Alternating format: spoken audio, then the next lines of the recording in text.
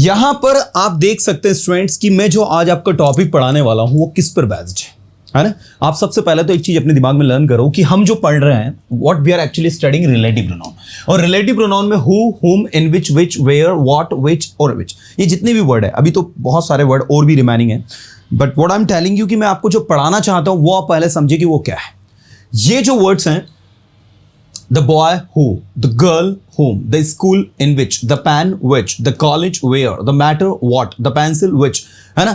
the boy, the girl, the school, the pen, the college, the matter, the pencil and the dog। यहां पर जितने भी words मैंने ये बताया आपको, who, whom, in which, where, what, which and ये सारे आपके जो है रिलेटिव प्रोनाउन है। अब मैं इनको पढ़ाना स्टार्ट कर रहा हूं, है ना। ये रिलेटिव प्रोनाउन क्यों? क्योंकि नाउन को रिलेट कर रहे हैं, हु नाउन को रिलेट कर रहा है, हुम नाउन को रिलेट कर रहा है, विच नाउन को रिलेट कर रहा है। तो आइए मैं आपको बहुत सारे रिलेटिव प्रोनाउन बताने वाला हूं और उम्मीद करता हूं आप लोग सभी मजे के साथ सीखेंगे। सबसे पहला रिलेटिव प्रोनाउन हमारा पर्सन के लिए यूज होता है हु। हु मतलब होता है जो, ठीक है। हु का मतलब क्या होता है? जो, ठीक है। इसके बाद एक होता है आपका विच, इसका मतलब भी होता है जो। इसके बाद एक होता है आपका व्हाट, इसका मतलब भी होता है जो। और एक होता है आपका दैट, इसका मतलब भी होता है जो। मतलब यहां पर आप ध्यान से देखिए कि 4 वर्ड आपके आए हैं। पहला आया हु, दूसरा आया विच, तीसरा आया व्हाट और चौथा आया दैट। ये चारों वर्ड्स जो है आपके जो को रिप्रेजेंट करने का काम कर रहे हैं, ठीक है। तो इन चारों वर्ड्स को आप सबसे पहले तो हम डिटेल में समझेंगे और मैं चाहूंगा कि पूरा 100% अटेंशन आपका मुझे यहां पर मिले जो मैं समझाने जा रहा हूं। हु मतलब जो। मैंने कहा मैं उस लड़के को जानता हूं जो वहां बैठा हुआ है। आई नो द बॉय, जो वहां बैठा हुआ है, हु इज सिटिंग देयर। आप देख सकते हैं स्टूडेंट्स यहां पर हु का मतलब क्या निकल रहा है? जो। तो पहली चीज हु का उपयोग जो के सेंस में निकलेगा। बॉय मतलब क्या हो गया? पर्सन। जब किसी पर्सन के लिए आप इसको यूज करेंगे तो वहां पर आपको हु का उपयोग लगेगा। मैंने कहा उस लड़के को बुलाओ जो बाहर खड़ा हुआ है। उस लड़के को बुलाओ जो बाहर खड़ा हुआ है, क्या कहोगे इंग्लिश में? चलो यहां बनाते हैं। उस लड़के को बुलाओ जो बाहर खड़ा हुआ है। कॉल द बॉय, जो बाहर खड़ा हुआ है, हु इज स्टैंडिंग आउटसाइड। एक बार मेरे साथ बोलो सभी, call the boy who is standing outside. आपने कहा सर मैं उस लड़के को नहीं जानता जो बाहर खड़ा हुआ है। Sir I don't know the boy who is standing outside.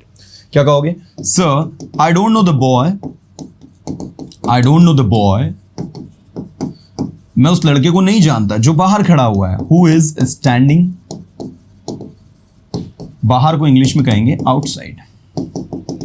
तो आप देख सकते हैं स्टूडेंट्स यहां पर हु जो है it is being used as a जो meaning in Hindi and in English we are using who. अब आप कहोगे सर हु का मतलब तो कौन भी होता है, तो हम कैसे आइडेंटिफाई करेंगे कि ये WH वर्ड है कि रिलेटिव प्रोनाउन है?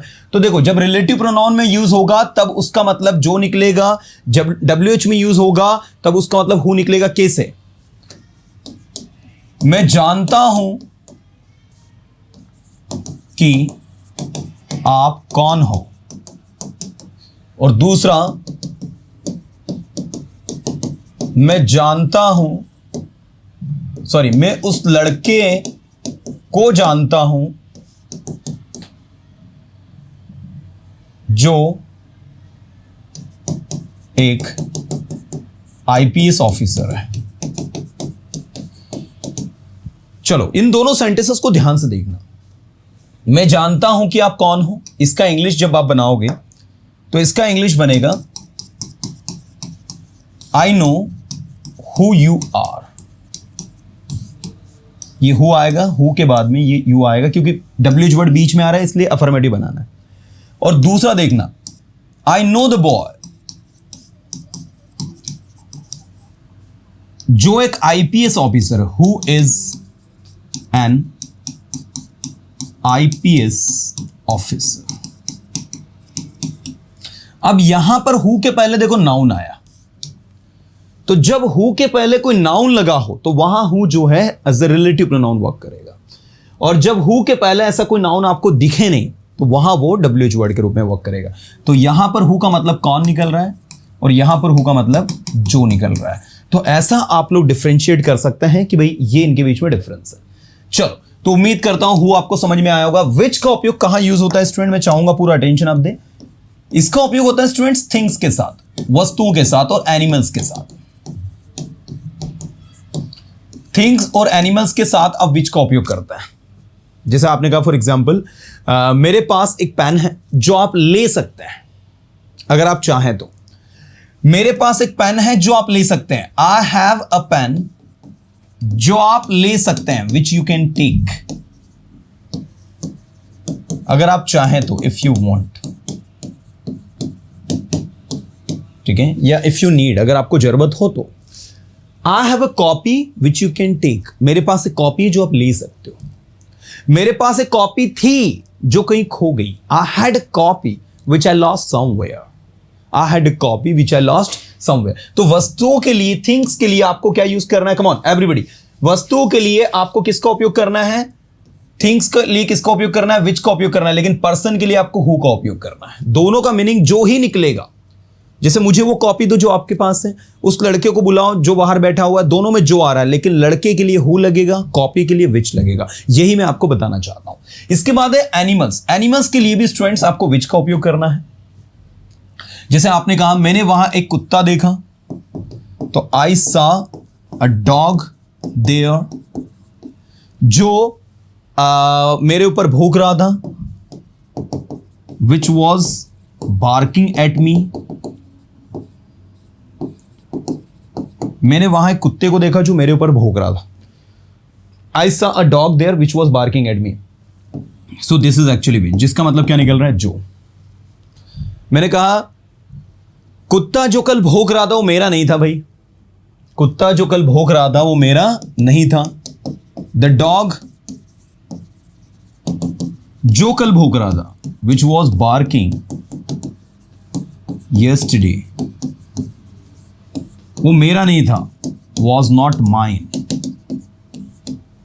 ठीक है, तो the dog which was barking yesterday was not mine. ये इस तरीके से आपका यूज होगा। आप इसको ऐसा भी लिख सकते हैं, the dog was not mine, the dog was not mine which was barking yesterday. ठीक है, the dog was not mine which was barking yesterday. Now you can see the dog was not mine which was barking yesterday. आप which को बीच में भी लगा सकते हैं इस तरीके से, या फिर dog के जस्ट बाद भी लगा सकते हैं। ठीक है, दोनों एंगल से दोनों सेंटेंस सही है। The dog which was barking, कुत्ता जो भौंक रहा था, yesterday कल, was not mine मेरा नहीं था, या फिर the dog was not mine which was barking yesterday। इसमें हमने क्या किया, ये जो सबऑर्डिनेट क्लॉजेस को हमने डॉग के साथ ही लगा दिया। ये देखो, the dog which was barking, the dog which was there, है ना, the chair which you have, मतलब नाउन को आप अपने आप में रिप्रेजेंट करो। जैसे मैंने कुछ नाउन लिख दिया है, लिखा pan, pencil, boy, girl, student, है ना, डॉग, कैट, तो ये सब नाउन हो गए। अब इनको रिप्रेजेंट करना है। So the pen which I gave you, pen जो मैंने आपको दिया, the pencil which I had, pencil जो मेरे पास थी, the boy whom you saw there, लड़का जिसे आपने कल वहां देखा, the girl whose pen this is, लड़की जिसका ये पेन है, the students with whom you are going to school, students जिसके साथ तुम स्कूल जा रहे हो। ठीक है, the dog which bit you, कुत्ता जिसने तुम्हें काटा, the cat which was there, बिल्ली जो वहां थी। तो ये सब आपके सबऑर्डिनेट क्लॉजेस है। अब इन सबऑर्डिनेट क्लॉजेस के बाद में आप प्रिंसिपल क्लॉजेस को यूज करो। मैं वो येलो से लिख रहा हूं, देखना, the pen which I gave you is mine, the pen which I gave you is mine, इसके आगे द भी लगा देना, the pen which I gave you is mine. तो इसमें जो व्हाइट से लिखा हुआ है ना, वो आपकी सबऑर्डिनेट क्लॉज है, और जो येलो से लिखा हुआ है वो आपकी प्रिंसिपल क्लॉज है। तो the pen is mine which I gave you, ये भी आप कह सकते हो, या फिर the pen which I gave you is mine, both are absolutely right, दोनों बिल्कुल सही है ना। ऐसे देखो, the pencil which I had, pencil जो मेरे पास थी, has lost somewhere, वो कहीं खो गई। या फिर आप कह सकते हो the pencil which I had has broken today, pencil जो मेरे पास थी वो आज टूट गई। Next, the boy whom you saw there, लड़का जिसे आपने वहां देखा, is my brother, is my brother, लड़का जिसे आपने कल वहां देखा is my brother। ऐसे देखो, the girl whose pen this is, लड़की जिसका ये पेन है, is my classmate, वो मेरी क्लासमेट है। आप ऐसा भी लिख सकते हो इसको कि the girl is my classmate whose pen this is, वो लड़की मेरी क्लासमेट है जिसका ये पेन है। ऐसे देखो, the student with whom you are going to school, student जिसके साथ आप स्कूल जा रहे हो, is my friend, वो मेरा दोस्त है। The dog which bite you, कुत्ता जिसने तुम्हें काटा या bit you, is of Rohan, is of Rohan मतलब वो रोहन का है। The dog which bit you is of Rohan, is of Rohan मतलब वो रोहन का है। The cat which was there is of Ravi, ठीक है। The cat which was there, cat जो वहां थी इज ऑफ रवि, वो रवि की है। तो इस तरीके से आप देख सकते हैं कि ये सारे के सारे सेंटेंसेस में जो येलो से लिखा हुआ है ना, वो आपका कह सकते हैं हम लोग, वी कैन से कि ये आपका सबऑर्डिनेट जो येलो से लिखा हुआ प्रिंसिपल क्लॉज है, और जो व्हाइट से लिखा हुआ which I gave you, which I had, whom you saw there, whose pen this is, with whom you are going to school, which beat you and which was there, they are subordinate clauses। और ये जो है principal clause पर depend है। तो आप clauses नहीं पढ़ रहे हो, मैं आपको रिलेटिव प्रोनाउन पढ़ा रहा हूं, I am teaching relative pronoun. तो इसमें आप रिलेटिव प्रोनाउन को देखो, ये रहा रिलेटिव प्रोनाउन, ये रहा रिलेटिव प्रोनाउन, ये रहा रिलेटिव प्रोनाउन, ये रहा relative pronoun, with whom relative pronoun, which relative pronoun, which relative pronoun. अब इसको दूसरे तरीके से बना सकते हो कि the pen is mine which I give you, the pencil has lost somewhere which I had, the boy is my brother whom you saw there। आप ऐसा भी करके बना सकते हो, ठीक है, कि आप पहले द बॉय के बाद में इज माई ब्रदर लिख दो और फिर whom you saw there को लास्ट में लिख दो। ये भी एक तरीका है, ये भी एक टेक्निक है बनाने का। आपको पता होना चाहिए कि हमें बनाना कैसे है। तो भैया ये बहुत इंपॉर्टेंट है, दिस इज एक्सट्रीमली इंपॉर्टेंट कि आप अगर पूरा ध्यान देके समझोगे तो आपको सारी चीजें बहुत अच्छे समझ में आएंगी। तो मैंने आपको अभी हु बताया और विच बताया। तो हु का उपयोग पर्सन के लिए होता है, विच का उपयोग थिंग्स और एनिमल्स के लिए होता है, और व्हाट का उपयोग होता है भैया थॉट्स के लिए, मैटर्स के लिए।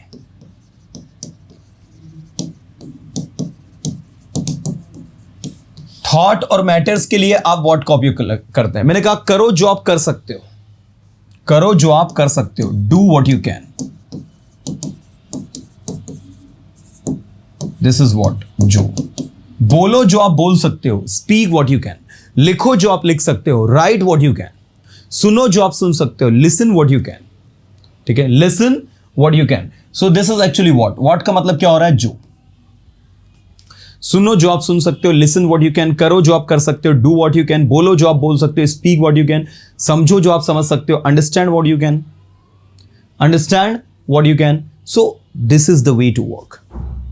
मैं चाहता हूं इस तरीके से एक एक चीज को समझे आप, and just understand the uses of all this things. चलो, थॉट्स के साथ आपको व्हाट का उपयोग करना है। अब ये थॉट्स के साथ व्हाट का उपयोग कैसे करना है वो देखो। मैंने कहा करो जो आप कर सकते हो, डू व्हाट यू कैन, बोलो जो आप बोल सकते हो, स्पीक व्हाट यू कैन। मैं नहीं बोल सकता जो आप बोल रहे हैं, आई कांट स्पीक जो आप बोल रहे हैं, व्हाट यू आर स्पीकिंग, ठीक है। मैं नहीं बोल सकता जो आप बोल रहे हैं, या मैं नहीं कर सकता जो आप कर रहे हैं। I can't do what you are doing, I can't do what you are doing. मैं नहीं समझ सकता जो आप समझ रहे हैं, I can't understand, I can't understand जो आप समझ रहे हैं, व्हाट यू आर अंडरस्टैंडिंग, ठीक है। I can't understand what you are understanding. तो व्हाट का मतलब क्या निकल रहा है यहां पर, जो, ठीक है ना। ये इस तरीके से आपका वर्क करता है। तो व्हाट मतलब जो, और ये थॉट्स के साथ आपका यूज होता है। जैसे मैंने कहा मैं नहीं सोचता जो आप सोचते हैं, I don't think what you think. आप जो सोचते हो मैं भी वही सोचता हूँ, what you think I also think the same, but मेरा मानना है, बट व्हाट आई बिलीव, ठीक है ना। तो this is the thing actually जो आपको ध्यान देनी है। इसके बाद है दैट। अब दैट कहाँ यूज करना है, तो दैट भैया हर जगह यूज हो जाएगा। हु के बदले भी, विच के बदले भी, व्हाट के बदले भी, तीनों के बदले आप दैट लगा सकते हो। अगर आपके सेंटेंस में कुछ ऐसे word the same, the only, everything, something, someone. अगर इस तरीके के वर्ड आपके सेंटेंस में आ रहे हैं तो वहां पर आप दैट का उपयोग कर सकते हो। जैसे मैंने कहा, ध्यान देना सारे स्टूडेंट,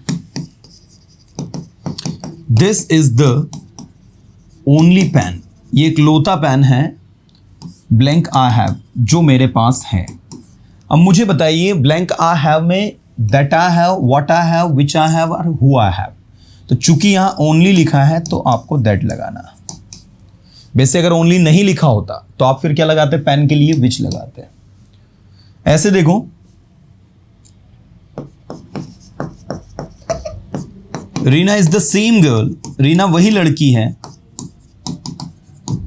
ब्लैंक हेल्प्स ऑल, जो सबकी मदद करती है। अब चूंकि रीना है तो रीना के लिए क्या लगेगा, हु लगेगा, लेकिन यहां आ गया सेम गर्ल तो लगेगा that. Reena is the same girl that helps all. ठीक है, ऐसे देखो, मेरे पास कुछ है जो मैं आपको देना चाहता हूं, आई have something, I have something, जो मैं आपको देना चाहता हूं। अब जैसे जो मैं देना चाहता हूं उसके लिए तो व्हाट लगना चाहिए, है ना, लेकिन यहां पर चूंकि समथिंग लिखा है इसलिए दैट लगेगा। I have something that I want to give you. ठीक है, I have something that I want to give you, मेरे पास कुछ है जो मैं आपको देना चाहता हूं। I have something that I want to give you. This is actually the that. तो आप देख सकते हैं how it is working. Now students, who, which, what and that. ये चार वर्ड हैं आपके और चारों अपने आप में यूनिक हैं, चारों अपने आप में इनक्रेडिबल हैं। सो इंसिस्ट कि आप जो है बिल्कुल इसको अच्छे से बनाएं, शानदार तरीके से बनाएं। चलिए आइए मैं इसके अगले फेज पर लेकर चलता हूं। अभी पहला फेज मैंने कंप्लीट करवाया है आपको और बिल्कुल उम्मीद करता हूं कि ये पहले वाला आपको सबको समझ में आया होगा। हु, व्हाट, विच और दैट, ये चार वर्ड आपने कर लिए। अब आपको पर्सन से संबंधित कुछ चीजें मैं बताना चाहूंगा जो आप सबको ध्यान देनी है। देखो, हु क्या होता है, होम क्या होता है, ठीक है ना। होम के जैसे बहुत सारे वर्ड बनते हैं, होम से बनता है विथ होम, ठीक है, होम से बनता है फॉर होम, होम से बनता है अबाउट होम,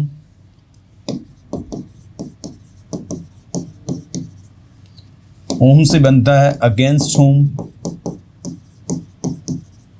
ठीक है, तो home, who, home, with home, for home, about home, against whom, beside home. ठीक है, तो अबाउट हो गया, अगेंस्ट हो गया, बिसाइड हो गया, फॉर हो गया, विथ हो गया, होम हो गया। ठीक है, और एक आप ले लो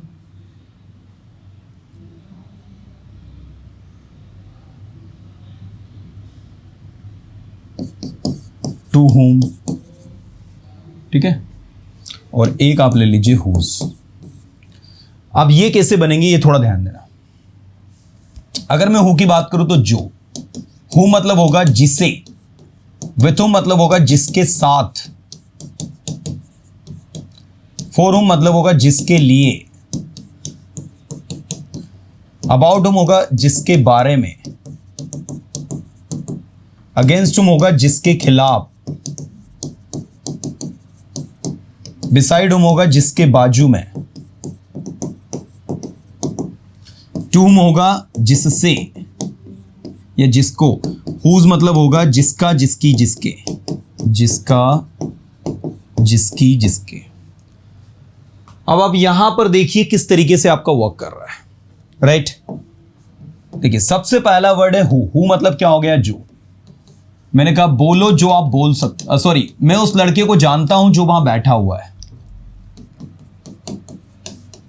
आई नो द बॉय, जो वहां बैठा है, जो वहां है, हु इज देयर। तो ये हु लगा किसके लिए, जो के लिए। ठीक है, हु किसके लिए लगा, जो के लिए।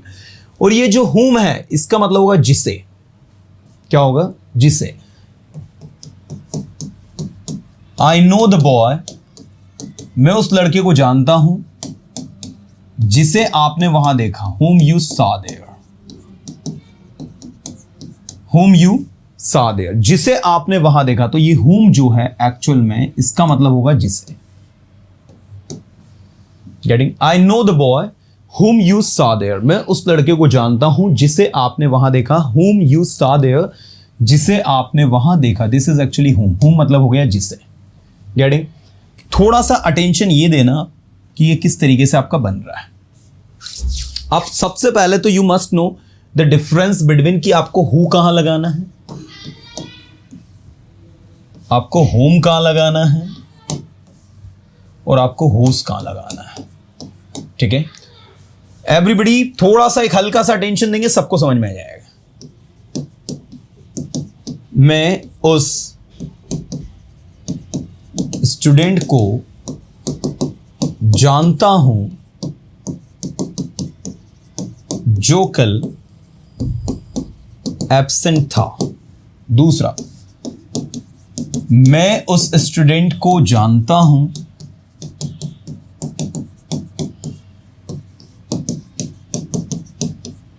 जिसे आपने कल वहां देखा। ठीक है, मैं उस स्टूडेंट को जानता हूं जिसे कल आपने वहां देखा। ध्यान दीजिएगा थोड़ा सा, जो कल एब्सेंट था और जिसे आपने कल वहां देखा। ठीक है, देखने का काम आपने किया है, मतलब यहां ऑब्जेक्ट मिसिंग है। जो कल एब्सेंट था मतलब यहां सब्जेक्ट मिसिंग है। और मैं उस स्टूडेंट को जानता हूं जिसका यह बैग है। ठीक है, अब यहां पर जो है जिसका मतलब पॉजेसिव जो है वो मिसिंग है। तीनों की इंग्लिश देखो। Attention everyone, I know the student. ठीक है, आई नो द स्टूडेंट जो कल एब्सेंट था, हु वॉज एब्सेंट यस्टरडे। क्या बोलोगे? आई know the student who was absent yesterday, number one. दूसरा, मैं उस स्टूडेंट को जानता हूं जिसे आपने कल वहां देखा। आई नो द स्टूडेंट। ठीक है, हु और यहां पर हो जाएगा आपका हूम।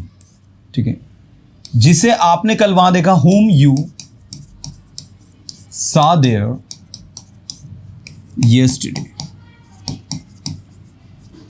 ठीक है, I know the student whom you saw there yesterday, यहां पर आपने whom लगाया। तीसरा, I know the student, ठीक है, जिसका यह बैग है, whose bag this is। अब आप मुझे यह बताएं कि तीनों के बीच में एक अलग ही डिफरेंस आपको देखने को मिल जाएगा कि आपको कहां पर हु लगाना है, कहां पर हुम लगाना और कहां पर हुज लगाना। अब हुम अगर आपको लगाते आ गया तो हुम से बनने वाले जितने भी वर्ड है, हुम से क्या क्या बनता है? हुम से आपका विथ हुम बनता है, हुम से आपका फॉर हुम बनता है, हुम से आपका बिसाइड हुम बनता है। ये अलग अलग प्रपोजिशन लगाते हैं हम। हुम से ही आपका अगेंस्ट हुम बनता है ना। हुम से ही आपका टू हुम बनता है। तो जो भी वर्ड बन रहा है वो ऐसे ही बनेगा ऑब्जेक्ट के तौर पर।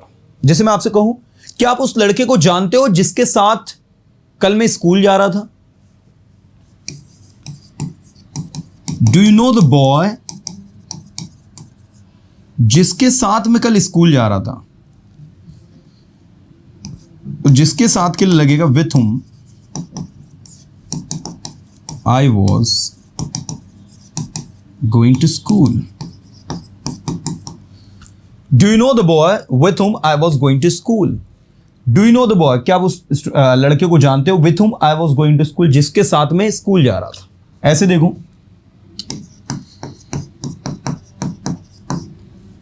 शी नोज द स्टूडेंट, वो स्टूडेंट को जानती है, वो उस स्टूडेंट को जानती है जिसके लिए आप ये नोट्स बना रहे हो। शी नोज द स्टूडेंट, जिसके लिए लगेगा for whom you are making this notes, है ना। तो देखो, for whom, with whom, to whom, जो भी आपको लगाना हो आपका लग जाएगा, पैटर्न यही रहेगा, राइट?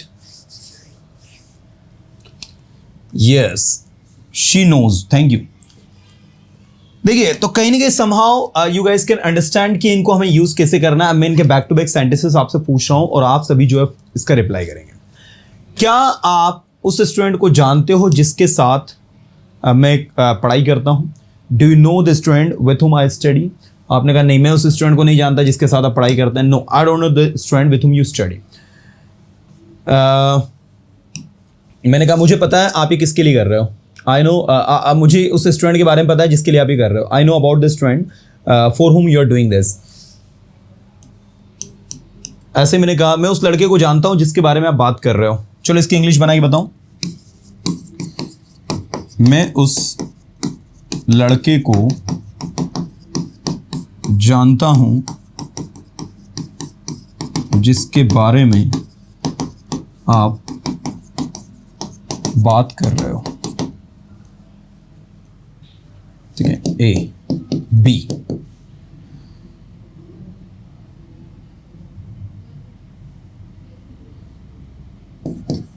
क्या वह लड़का आपका भाई है जिसके बाजू में रोहन बैठा हुआ है? क्या वह लड़का आपका भाई है जिसके बाजू में रोहन बैठा हुआ है? चलो इनकी इंग्लिश करके बताऊं। क्या वह लड़का आपका भाई है तो क्या कहेंगे? Is that boy your brother, जिसके बाजू में beside whom Rohan was sitting। और मैं उस लड़के को जानता हूं जिसके बारे में आप बात कर रहे हो। I know the boy, जिसके बारे में आप बात कर रहे हो, about whom you are talking। Is that boy your brother या is the boy your brother? यहां that की जगह द भी लगा सकते हो। Is the boy your brother? क्या वो लड़का आपका भाई है? Beside whom Rohan was sitting, जिसके बगल में रोहन बैठा हुआ है। तो बैठा हुआ है is लगेगा। चलो भाई, तो ये सारे के सारे अपने आप में बड़े ही यूनिक हैं, मजेदार हैं। मैं उस लड़के को जानता हूं जिससे तुम बात कर रहे हो। I know the boy to whom you are talking। ठीक है, मैं उस लड़के को जानता हूँ जिसके खिलाफ आप बोल रहे हो। I know the boy against whom you are speaking. मैं उस लड़के को जानता हूँ जिसके लिए आप ये चाय बना रहे हो। I know the boy for whom you are making this tea. And I know the boy, मैं उस लड़के को जानता हूँ जिसका ये पैन है। I know the boy whose pen this is. मैं उस लड़के को नहीं जानता जिसके पापा इंडियन आर्मी में है। I don't know the boy whose father is in Indian army. I don't know the boy whose father is in Indian army. मैं उस लड़के को नहीं जानता जिसके पापा इंडियन आर्मी में है।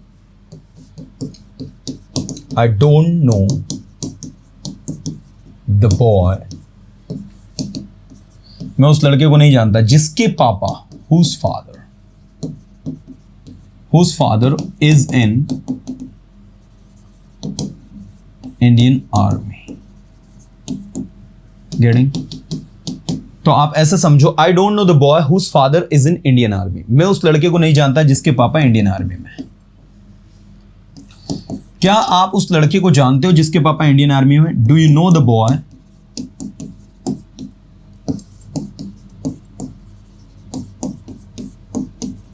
whose father is in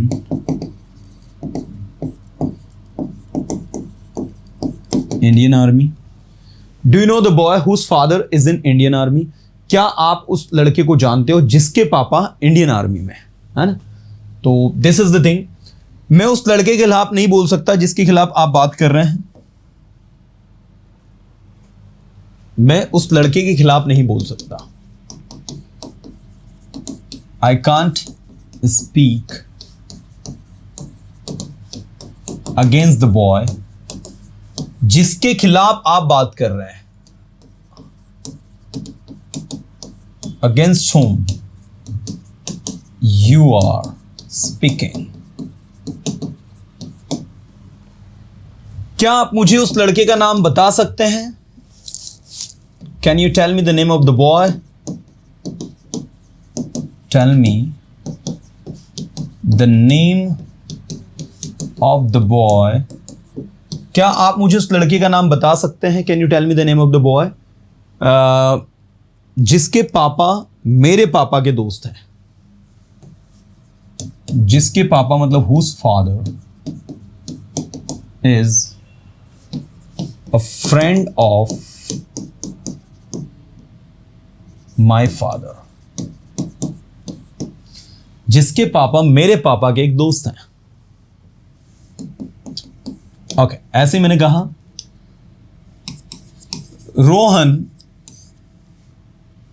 उस लड़की को अच्छे से जानता है जिसके बारे में आप बात कर रहे हो।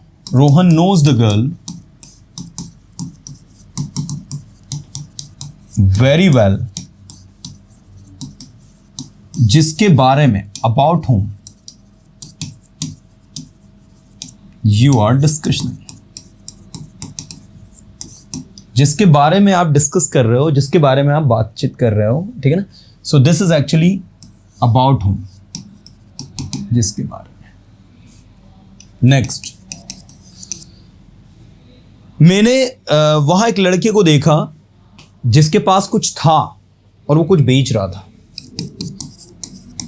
I saw a boy there who had something, जो वो बेच रहा था। Which are that? अब चूंकि something आया तो that आएगा। That he was selling. That he was selling. You know? So somehow these relative pronouns are extremely important in students. While talking, while communicating, we use them, and it somehow makes our language beautiful. So we need to learn them, we need to use them, and the most important things, we need to understand them. तो who subject के तौर पर, whom object के तौर पर, and whose आपका जो है possessive के तौर पर आप यूज करते हो। जैसे मैंने कहा I know द स्टूडेंट, मैं उस स्टूडेंट को जानता हूं जिसका ये सेलफोन है और जो क्लास में सेलफोन यूज करता है। I know the student whose cellphone this is, जिसका ये सेलफोन है, whose cellphone this is, and जो क्लास में सेलफोन यूज करता है, and who uses cellphone in the class. ठीक है। I know the student whose cell phone this is and who uses cell phone in the class.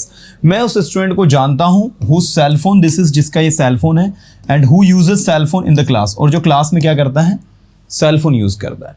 तो somehow आप ये सारी की सारी चीज़ों को अगर समझ के स्टडी करेंगे then it would be better for you all। ये आप सभी के लिए बहुत ज़्यादा इंपॉर्टेंट है और टफ डील नहीं है, आसान है, आसानी से सब कुछ किया जा सकता है। You know what? अगर आप समझने की कोशिश कर रहे हो then nothing looks difficult, nothing looks tough। You know? चलिए, तो पहला क्या हो गया आपका who, दूसरा क्या हो गया आपका whom, और तीसरा क्या हो गया आपका whose। ठीक है, तो पहला हो गया who, दूसरा हो गया whom, और तीसरा हो गया whose। राइट, ये इस तरीके से आपका बनता है, इस तरीके से आपका चलता है।